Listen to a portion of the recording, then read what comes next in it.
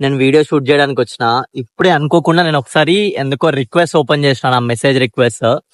అందులో ఒక ఆయన నాకు మెసేజ్ చేసిండు, బ్రో కుక్కని పెంచుకో బ్రో అని చెప్పి.